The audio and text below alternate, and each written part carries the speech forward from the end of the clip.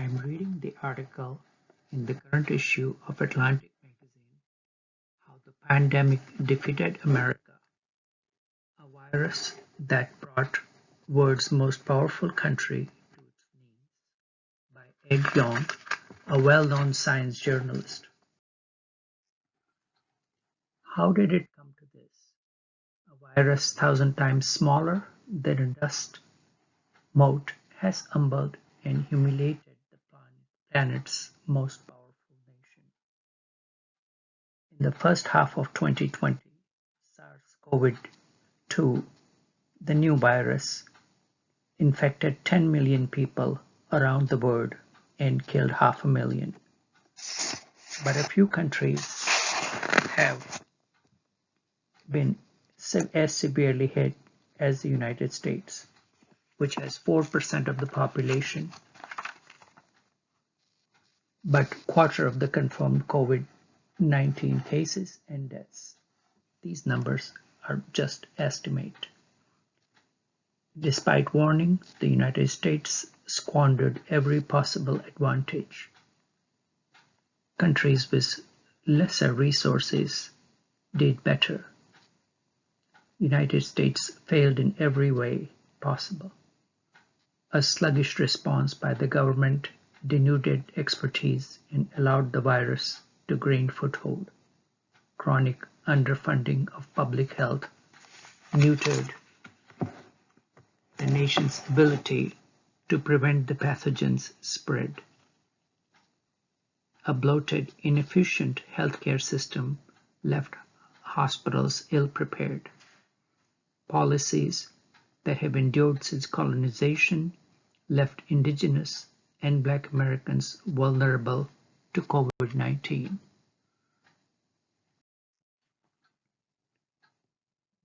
SARS-CoV-19 is something of a Goldilocks. What he means by that, symptoms can be severe enough to kill millions, but often mild enough to allow infections to move undetected through population. It spreads quickly enough to overload hospitals, but slowly enough that the statistics don't spike until too late. Despite its effects, it is merely a harbinger of worse plagues that could still come in future. A pandemic can be prevented in two ways.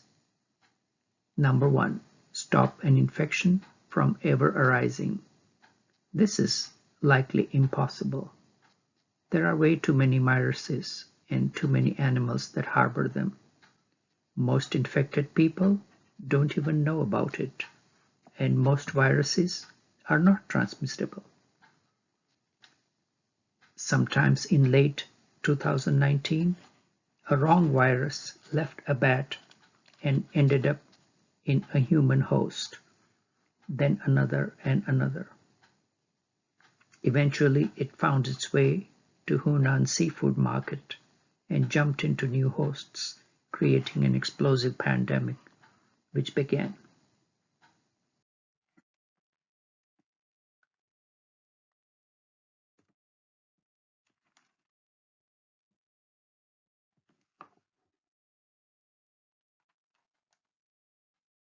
Many conservationists rush with the opportunity to ban wildlife trade or eating bushmeat. But this is hardly likely to happen. We have uprooted the planet's animals, forcing them into narrow range that are at our doorsteps. Humanity has squeezed the world's wildlife into a crushing grip, and the viruses have come bursting out. Much about the virus is still unknown. In an age of cheap air travel, an outbreak that begins in one continent can easily reach others. SARS demonstrated this in 2003. China learned but managed to hide the information. It confirmed the present epidemic only as late as January 20, after millions had traveled around China for the Lunar New Year. Doctors who tried to raise the alarm were censured and threatened. One, Li Wenliang, had died of COVID-19. The World Health Organization parroted China's line and did not declare a public health emergency until January 30. By that time, 10,000 people in 20 countries were infected. Other densely populated areas, such as American nursing home, became battleground. Long-term care facilities house less than 1% of population, but they accounted for 40% of coronavirus deaths. 50,000 residents and staff have died. Another 250,000 more have been infected. 3 and 4 nursing homes were understaffed. The inspection of nursing homes was paused by the Department of Health and Human Services in March. And passing the buck to the state.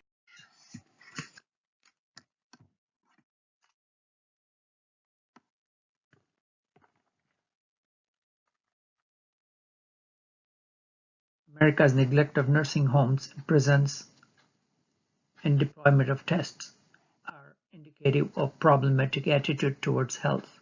Get hospitals ready and wait for sick people to show. At the end of 20th century, public health had increased the lifespan by 30 years. Maternal mortality had decreased. But recently, the United States spends only 2.5% of its gigantic healthcare budget on health. Last year, it had more measles cases since 1992. The United States had 115,000 cases of syphilis, 500,000 cases of gonorrhea, and another 1.757 million cases of chlamydia.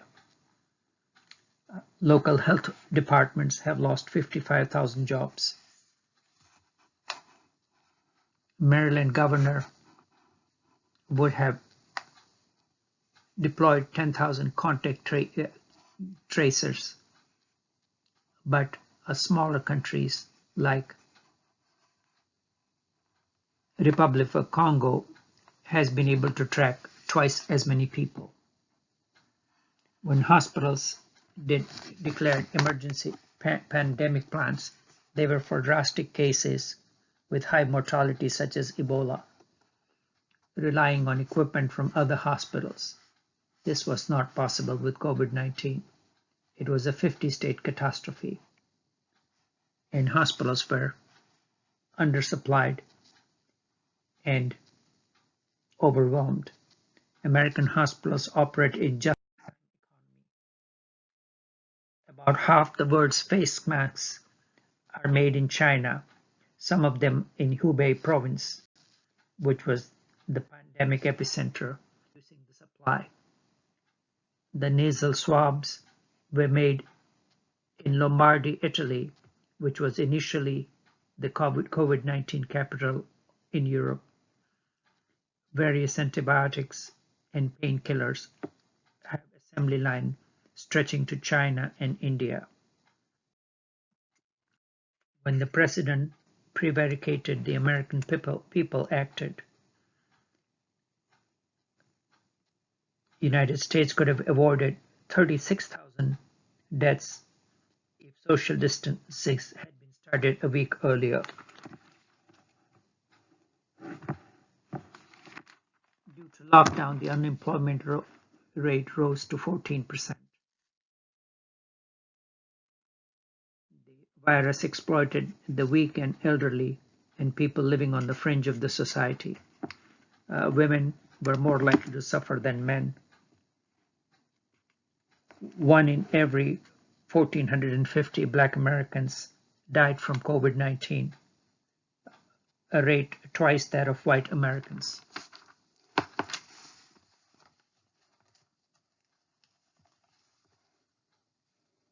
Black Americans make a disproportionate share of low-paid who were expected to staff grocery stores and warehouses, clean buildings, and they were unable to afford missing work. Native Americans suffered equally in high numbers. As of mid-May, Navajo Nation had higher rates of COVID-19 than any U.S. states. Clear distribution of accurate information is important defense, but the conspiracy through social media was quick to rise, blaming government, pharmaceutical industry, and Bill Gates. QAnon started a campaign to take down Anthony Fauci, and it produced a slickly produced video called Plandemic, which was released on May 4th. More than 8 million people saw that in one week.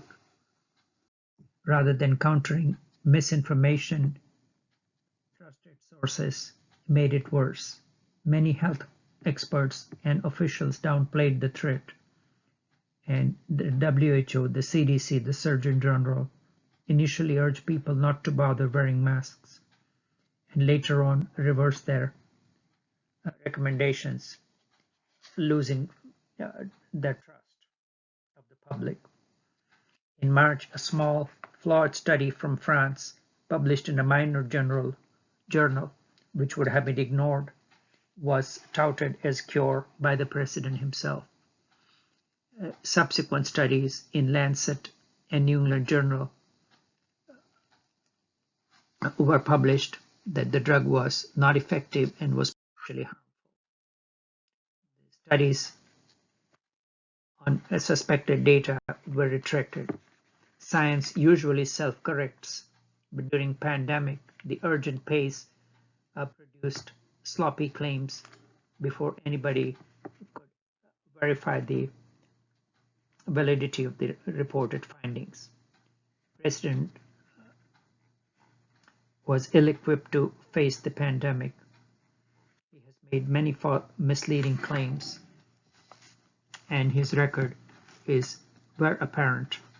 He famously denied, "I do not take any responsibility for it at all." Regular citizens did more than the White House. The president failed to rally the country despite declaring himself as a wartime president. Armed anti-lockdown protesters demonstrated while the president egged them on, urging them to liberate Minnesota, Michigan, and Virginia. The lack of adequate test supply, which created more cases, and the hospitals became flooded, ran out of masks necessary to prevent the spread. Twitter amplified misleading messages from the president. The virus was not beaten in the spring, but many people, including the president, predicted that it was.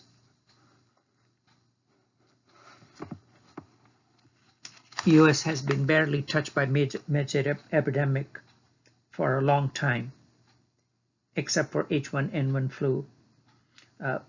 More Americans were concerned about terrorist and cyber attacks than outbreak of exotic diseases. But there is light at the end of the tunnel. Many of Americans are practicing social distancing, and people have started wearing face masks. And the virus is an assault on American body, a referendum on the ideas that animate its culture.